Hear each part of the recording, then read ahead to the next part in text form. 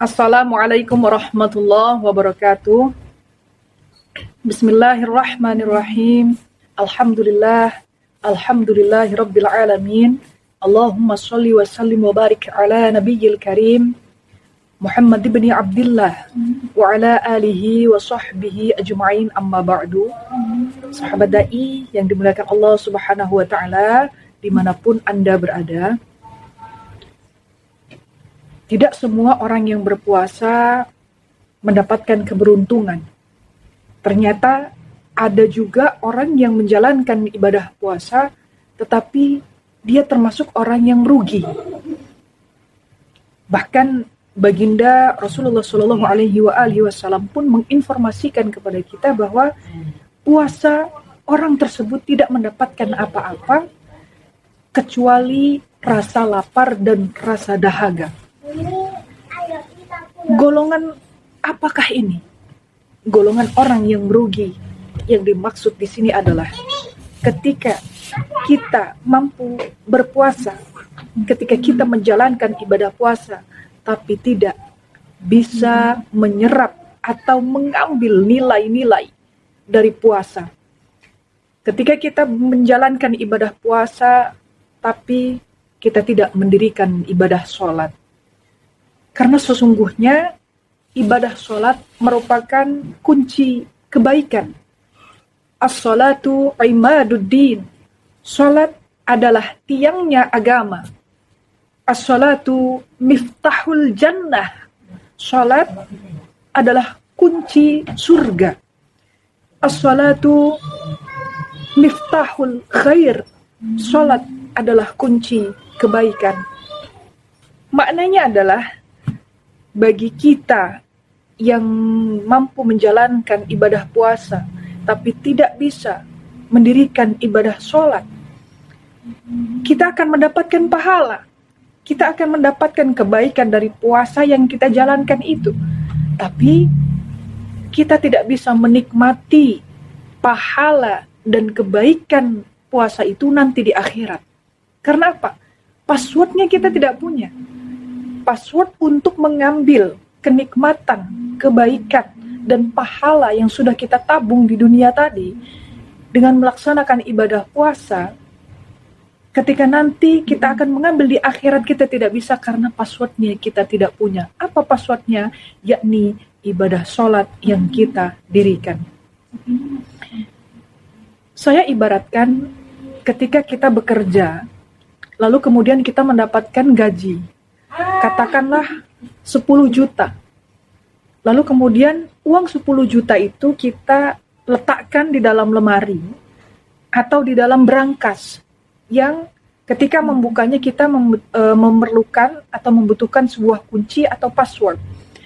Suatu ketika kunci atau password itu kita lupa dan hendak mengambil uang tersebut di dalam brankas itu, berarti kita tidak bisa mengambilnya.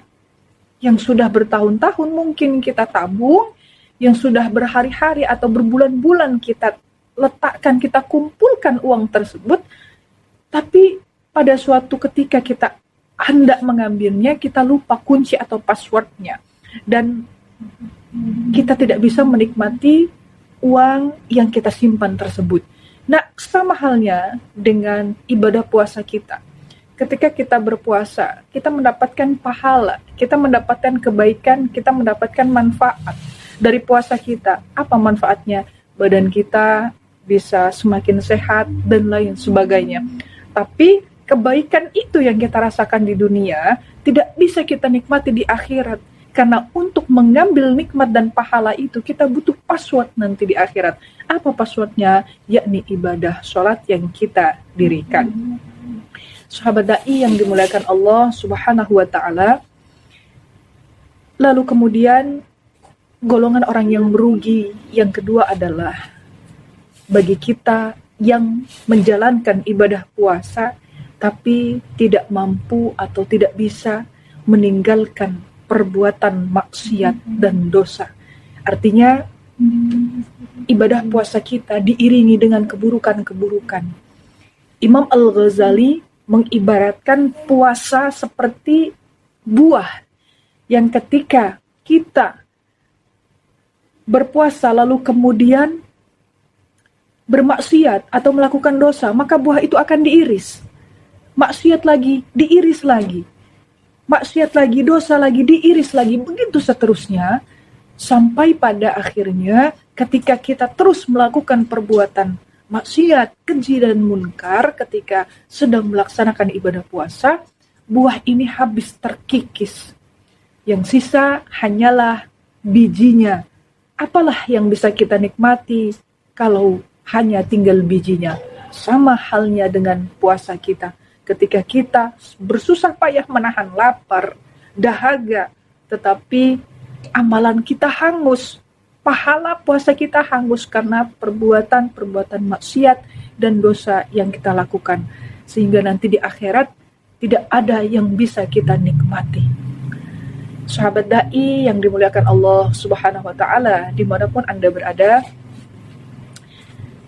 harapannya di bulan suci Ramadan, di bulan puasa ini kita bisa mengurangi kegiatan kita yang kurang bermanfaat atau bersyukur ketika kita bisa meninggalkan kebiasaan-kebiasaan buruk kita untuk melaksanakan atau melakukan sebuah dosa atau perbuatan keji dan munkar. Sia-sialah ibadah puasa kita ketika kita tidak mendirikan sholat. Merugilah kita ketika kita berpuasa tapi tetap bermaksiat. Mudah-mudahan Allah Subhanahu wa ta'ala memberikan selalu hidayah kepada kita sehingga kita mampu menjaga lisan kita, hati kita, dan seluruh anggota tubuh kita untuk melakukan keburukan-keburukan di saat kita berpuasa. Dan mudah-mudahan ibadah puasa kita bisa kita jalankan dengan khusyuk sehingga dapat diterima oleh Allah Subhanahu wa ta'ala. Wallahu a'lam bishawab. Wallahul muwafiq ila aqwamit thoriq. Wassalamualaikum warahmatullahi wabarakatuh.